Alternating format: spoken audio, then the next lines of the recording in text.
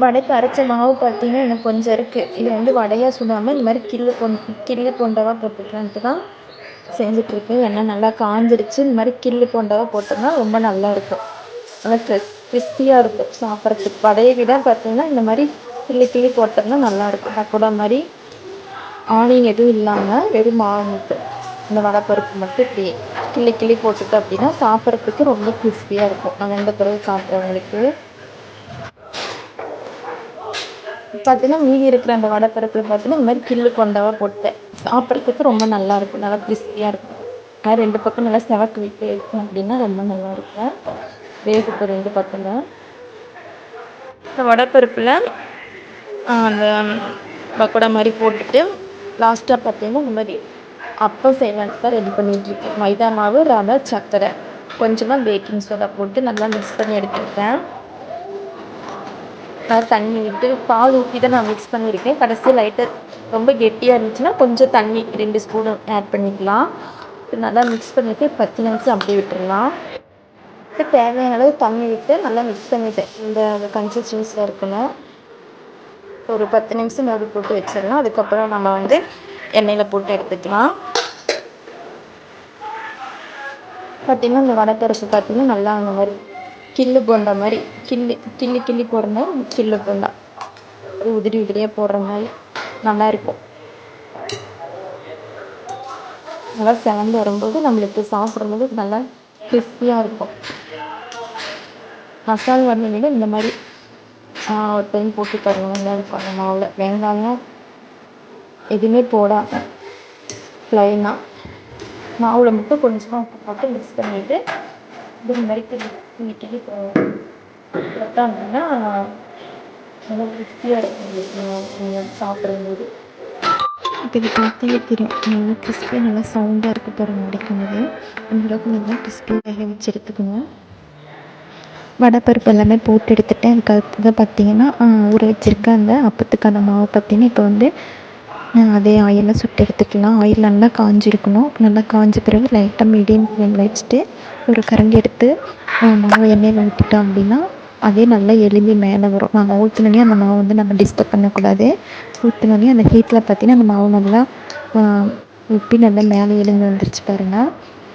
மேலே எலும்பி வந்தோடனே ஒரு சைடு நல்லா செவந்து வந்தோடனே திருப்பி போட்டுக்கலாம்.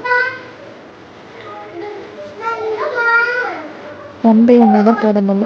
மற்ற டைமில் போட்டோம்னா அப்படின்னா நம்மளுக்கு நல்லா எப்படி வராது. அதனால் ஒவ்வொரு குழிக்கரண்டியில் மாவு எடுத்து ஊற்றி இந்த மாதிரி 2 பக்கம் செவந்த பிறகு எடுத்துக்கலாம். பார்த்திங்கன்னா 1 கப் மைதா மாவுக்கு எனக்கு எத்தனை வந்திருக்குன்னா 10 அப்பம் வந்திருக்கு. இதோடைய ரெசிபி எப்படி செய்யுதுன்னு தெரிஞ்சுக்கோங்க. என் கமெண்ட் பாக்ஸில் கமெண்ட் பண்ணுங்கள் ஃப்ரெண்ட்ஸ். இது நெக்ஸ்ட் டே மார்னிங் ஸ்கூலுக்கு லஞ்ச் பாக்ஸ் தான் ரெடி பண்ணிகிட்ருக்கேன். மார்னிங் பார்த்திங்கன்னா சப்பாத்திலாம் போட்டுட்ருக்கேன். நான் ஸ்கூலுக்கு லஞ்சுக்கு கொடுத்து வச்சதுக்கு சப்பாத்தி. அது கூட பார்த்திங்கன்னா பன்னீர் பட்டர் மசாலா தான் ரெடி பண்ணிடுவேன். சப்பாத்தி பார்த்திங்கன்னா நல்லா காஞ்சிருக்கணும். இப்போ தேய்ச்சி வச்சுருக்க அந்த சப்பாத்தி மாவு போட்டுட்டு 2 பக்கம் நல்லா சமைச்சி விட்டுட்டு லாஸ்ட்டாக பார்த்திங்கன்னா நான் வந்து பட்டர் ஆட் பண்ணிக்கிறேன். மதியம் வரைக்கும் நல்லா சாஃப்டாக இருக்கணும் அப்படின்னு சொல்லிட்டு 2 பக்கம் பட்டர் ஆட் பண்ணி பாக்ஸில் பார்த்திங்கன்னா பேக் பண்ணிடலாம். கூடவே பார்த்திங்கன்னா பன்னீர் பட்டர் மசாலாவும் ரெடி ஆகிடுச்சு. மார்னிங் பிரேக்ஃபாஸ்ட்டுக்கு அவிச்ச முட்டையும் கூடவே பன்னீர் பட்டர் மசாலாவும் சப்பாத்தி கொடுத்தேன். கணேஷ் மகளுக்கு சாப்பிட்டாரு. மதியத்துக்கு லஞ்ச் பார்த்திங்கன்னா பேக் பண்ணியாச்சு சப்பாத்தி. இது பார்த்திங்கன்னா வீட்டில் அரைச்ச கோதுமை மாவு நல்லா சாஃப்டாக இருக்குது. கோதுமை மாவு பிசைஞ்சிட்டு ஒரு 5 நிமிஷம் நம்ம வந்து ரெஸ்ட் விட்டுட்டு அதுக்கப்புறம் மாவு தேய்ச்சோம் அப்படின்னா நல்லா சாஃப்டாக வரும். எந்தளவுக்கு ஊறினா மாவு அந்தளவுக்கு நல்லா நம்மளுக்கு சாஃப்டாக வரும். பன்னீர் கிரேவி பார்த்திங்கன்னா ரெடி ஆகிடுச்சு. மார்னிங் பிரேக்ஃபாஸ்ட்டுக்கு ஒரு இட்லி ஒரு சப்பாத்தி கூடவே அவிச்ச முட்டை கொடுத்து அனுப்பிச்சாச்சு. சாப்பிட அனுப்பிச்சாச்சு. இது பார்த்திங்கன்னா இன்றைக்கி எடுத்த மார்னிங் ஊர்லேருந்து வந்த பிறகு பார்த்திங்கன்னா நான் ஸ்கூலுக்கு தேங்காய் சாதம் தான் ஈஸியாக செஞ்சிடலாம்னு சொல்லிட்டு தேங்காய் சாதம் ரெடி பண்ணிகிட்ருக்கேன். எனக்கு லஞ்ச் பாக்ஸுக்கு தேங்காய் சாதம் நட்ஸும் கொடுத்து விட்டுட்டு எங்கள் தனுஷ் தூங்கிட்டுருக்காரு. நான் இன்னும் வரல. இப்போ பார்த்திங்கன்னா மழை பெய்ய ஆரம்பிச்சிருச்சு. மார்னிங்கே பார்த்திங்கன்னா கிழங்கு வாங்கி ஊர்லேருந்து கொடுத்துட்ருந்தாங்க. அதை வேக வச்சுருக்கேன். மதியத்துக்கு பார்த்திங்கன்னா தயிர் தேங்காய் சாதம் கொஞ்சம் இருக்குது. ஒயிட் ரைஸ் இருக்குது. ரசம் இல்லை காலையில் ஊர்லேருந்து வந்ததுனால ரொம்ப சிம்பிளாக தான் பண்ணி சாப்பாடு தான் செஞ்சுருவோம். மாவு பார்த்தீங்கன்னா ஆட்டி வச்சிடலான்ட்டு காலையிலே அரிசியெல்லாம் ஊற வச்சுட்டேன். தோசை மாவு தான் ஆட்டிகிட்ருக்கேன். அரிசி எல்லாமே ஒன்றா போட்டு தான் ஊற வச்சு ஒன்றாவே அரைச்சிட்டேன். இப்போ வந்து மாவு எடுத்து வச்சாச்சு. லாஸ்ட்டாக பார்த்தீங்கன்னா கடலும் பார்த்தீங்கன்னா தண்ணி ஊற்றி ஊற விட்டு கழுவிட்டு பண்ணி இன்றைக்கி ஈஸியாக இருக்கும் கழுவுறதுக்கு. நேற்றுக்கும் பார்த்தீங்கன்னா சைக்ளோன்னு சொல்லியிருந்தாங்க. அதனால மழை பார்த்தீங்கன்னா விட்டு விட்டு வந்துட்டுருக்கு. ஸ்கூல் பார்த்தீங்கன்னா லீவு இல்லை. ஸ்கூல் இன்னைக்கு வச்சுருக்காங்க. நகுல் ஸ்கூல் போயிட்டாரு. அரைச்ச மாவு பார்த்தீங்கன்னா கரைச்சி வச்சுட்டு அப்படியே நைட்டுக்கு நல்லா புளிச்சு வந்துடும். டைம் பார்த்தீங்கன்னா 2:30 ஆகுது. இன்னையிலேருந்து பார்த்தீங்கன்னா நல்ல மழை ஆரம்பிச்சிருச்சுங்க. காலையிலேருந்தே இந்த மாதிரி தான் பெஞ்சிட்ருக்கு.